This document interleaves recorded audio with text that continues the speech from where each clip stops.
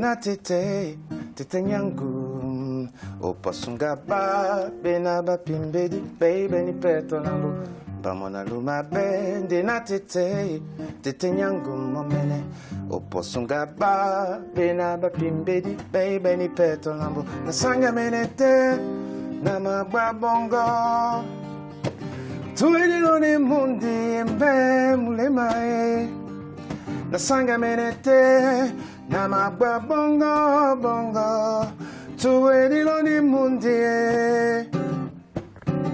na benetenge ngudi. Je m'appelle Sango, je suis originaire du Cameroun, même camerounais, carrément. Je suis parisien depuis une trentaine d'années à peu près. Je suis auteur, compositeur, interprète, voilà. Et je viens de finir un album qui s'appelle Eyala. Bah, la musique, je crois qu'on a tous la musique en nous en fait. Je ne connais pas quelqu'un qui n'ait jamais esquissé un petit pas de danse. Donc même ceux qui disent qu'ils n'aiment pas la musique, quelque part ils vivent avec, parce que ça rythme notre vie. C'est un langage en fait. Et il y en a qui le développent, il y en a qui ne développent pas. Et moi, ça a été mon compagnon, ça a été mon ami, ça a été mon frère, ça a été beaucoup de choses pour moi. J'ai le souvenir de dormir avec un poste radio sous mon oreiller, parce qu'à une certaine heure, il fallait tout couper. Et j'avais installé un poste radio vraiment en dessous de mon oreiller, j'étais bricoleur. Et j'écoutais de la musique jusqu'à ce que je m'endorme. Moi, je viens à la basse très naturellement, justement, parce qu'à l'époque, j'ai un groupe, on a 12 ans, 12-13 ans, avec des amis, Pierre Manjo, Ada, enfin, c'est très vieux, hein. Et on monte un groupe, et dans ce groupe, moi, j'avais pas vraiment de rôle. J'étais plus ou moins chef d'orchestre, mais on n'avait pas tous ces termes, nous. Donc j'étais le mec qui disait, non, toi tu fais ça, toi tu vas faire ça, toi tu vas faire ce truc. Et c'était Pierre, qui vit en Suisse, qui jouait la basse. Mais de temps en temps, je jouais la basse parce que déjà on apprenait à jouer la basse avec ses grands frères ensemble, et pour lui dire non, c'est plutôt ça, enfin, c'était vraiment un échange, et c'était pas du tout quelque chose de pris au sérieux. Je te signale qu'au Cameroun à l'époque, quand j'étais gamin, où on allait au cinéma, ou alors on écoutait de la musique, ou on se racontait des histoires le soir, donc on n'avait pas de télévision, ça a l'air très très loin, mais c'est pas si vieux que ça, hein. Un vrai travail, c'est quand j'arrive ici, où je compose déjà.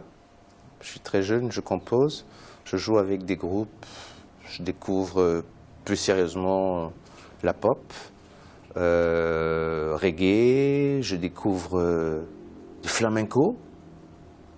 Donc vraiment là, le mélange commence vraiment à prendre une autre forme.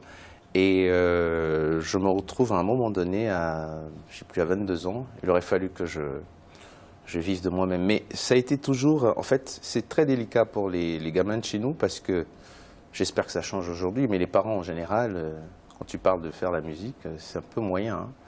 On te dit non, non, non, les études. Je pense que ça change, les gens comprennent mieux qu'on peut en faire un métier, même si c'est difficile, mais quel est le métier qui n'est pas difficile entre nous?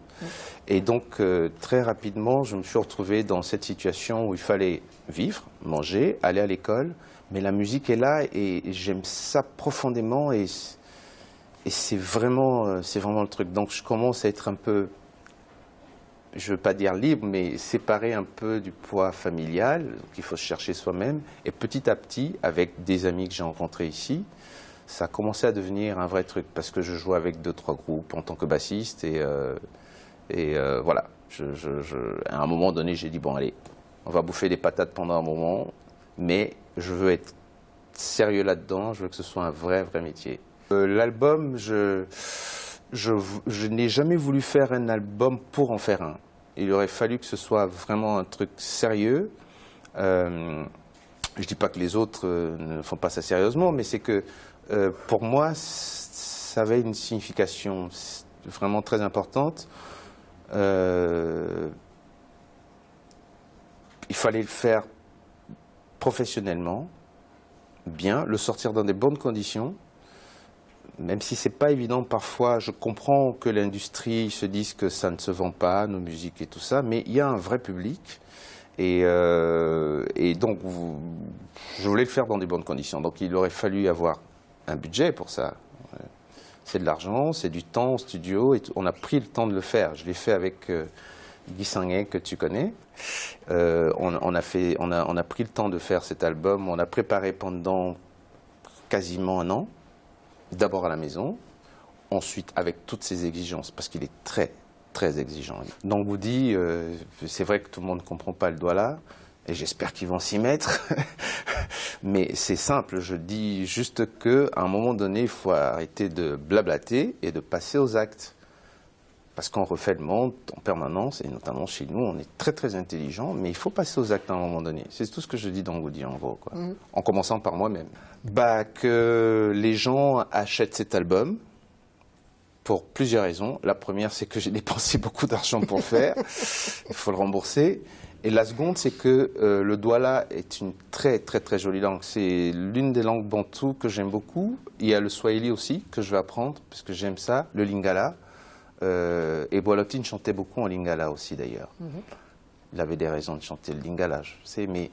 Voilà, donc nos langues sont riches, elles sont importantes. Il faut que nos enfants les entendent, même si ils ne comprennent pas, mais je sais que musicalement, il y a un truc qui les emmène à... Parce que la langue, c'est quand même le véhicule d'une culture. Et si on perd nos langues, on a déjà perdu beaucoup de choses, en tout cas qu'on peut rattraper, moi j'en suis sûr. Et il faut que nos langues existent, vraiment. Ah, Bonaba, mon dit-moi, c'est Nengea. À bientôt.